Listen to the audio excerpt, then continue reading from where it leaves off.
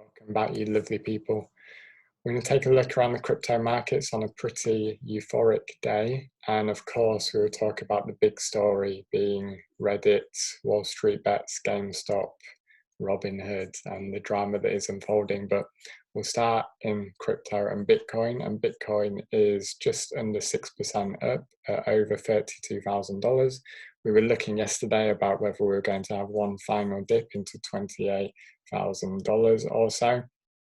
And at the moment, we're starting to look more bullish, but we will see how the next couple of days play out for confirmation.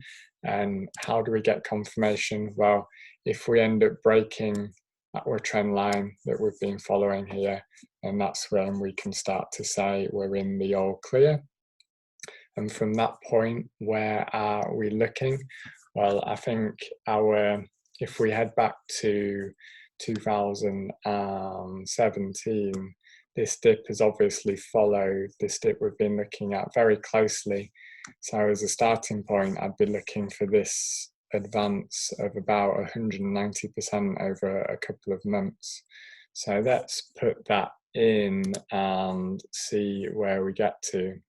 If I add in here we go. I add in an estimate from the bottom, which was 28,887. And I'm just going to add that in quickly, 180%. Let's see where we get to. 180%. We're going high. We're going high. 180% puts us right here around, I'm going to call that $80,000. So if we continue up from here and we break our trend line that we have drawn in, currently that would be, if it's tomorrow or the next day, we're looking at about $35,000. If we take that out, then our next target for Bitcoin is now $80,000. If we dip back below, then we'll make a new target at that point. But Bitcoin's starting to look very, very strong.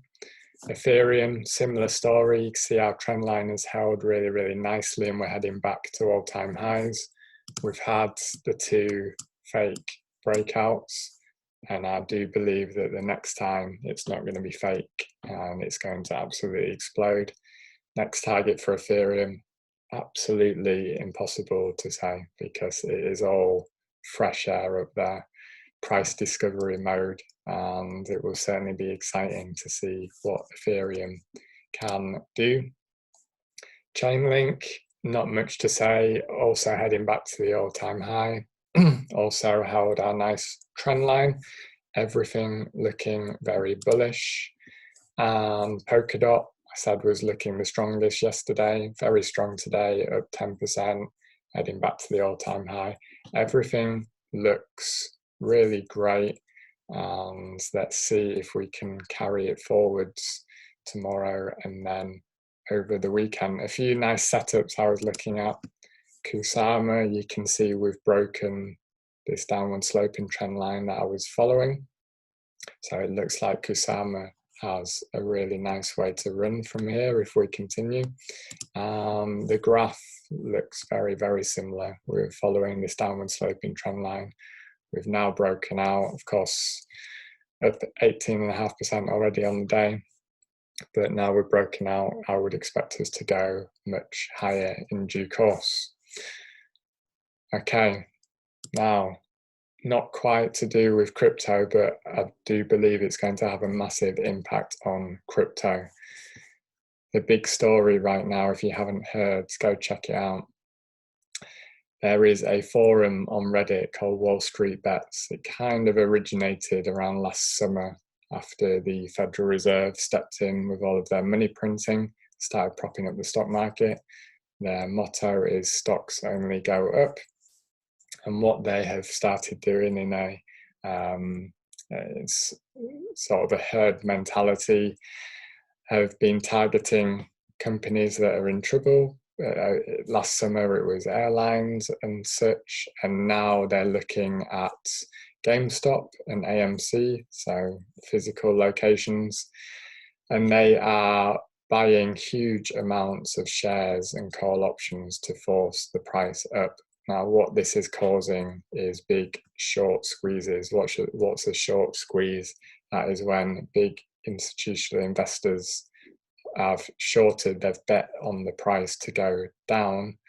GameStop was heavily targeted by hedge funds who were betting on them to essentially go bankrupt. wallstreetbets and Reddit have gone in force and forced the price up and forced these hedge funds to take massive losses and bailouts. That is the free market working really beautifully. The issue is that you now have Robinhood, that is one of the most popular platforms for placing these trades, and other similar platforms have started delisting these shares. That is GameStop and AMC and some similar shares. And the problem is that they are in the pockets of the hedge funds and financial institutions that are, right now they're losing to the Reddit traders.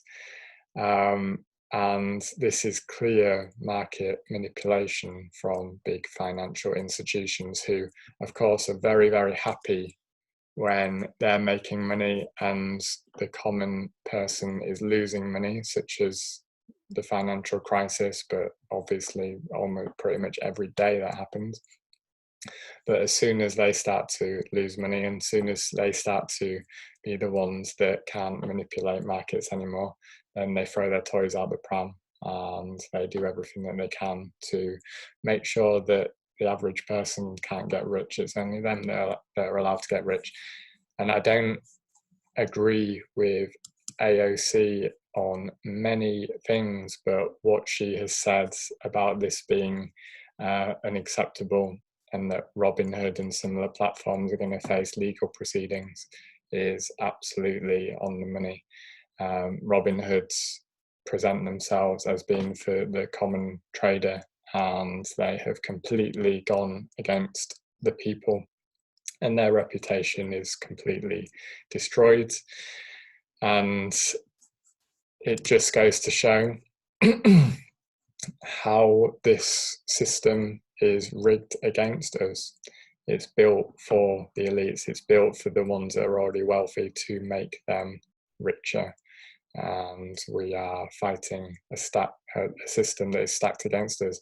But we are fighting a good fight, and we're starting to turn the tables. I'll link below to a really nice newsletter from Anthony Pompilano. He pulled out a post from one of the Redditors who was talking about the financial crisis and how it destroyed his family and his family friends, and that these actions that they're taking to pile money into these small companies and go against hedge funds is them fighting against Wall Street. Wall Street, of course, being the poster boy for many of the things that are wrong in the world, and rightly so. It's full of crooks and manipulators.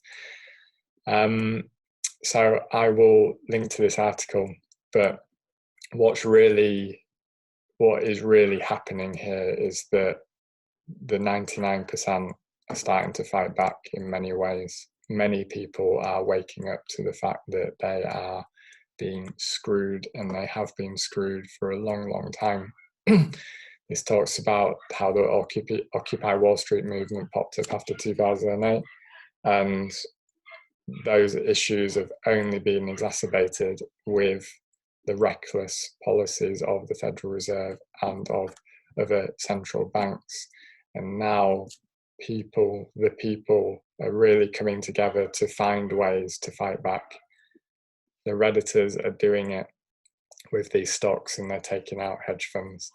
And of course, many people are doing it by moving their fiat currency into Bitcoin and cryptocurrency. And what has happened here with Robinhood's refusing to take trades from the people they also took down the Reddit page for a short while earlier, is that people are realizing that they can no longer rely and trust on these centralized third parties, if we didn't already know this before. And what this is going to exacerbate is exactly that. And you're now going to get even more people, if it wasn't already happening, which it was, realize that they need to get into decentralized platforms, different cryptocurrencies, and also a decentralized store of value and decentralized money. There's lots of memes like this going around: crash Wall Street, buy Bitcoin, 100%. And also this one here, I won't read it out because I might get blocked, but there is a clear action right now for the 99% in order to make a stand and in order to fight back.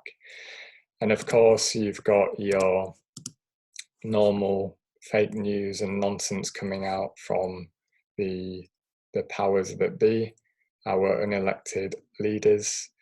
This is the head of the BIS, the Bank of International Settlements, basically saying that Bitcoin is going to fall apart.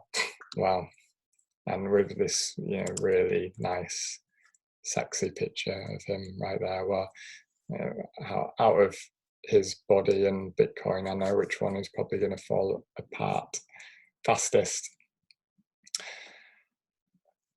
Finally, on a positive note,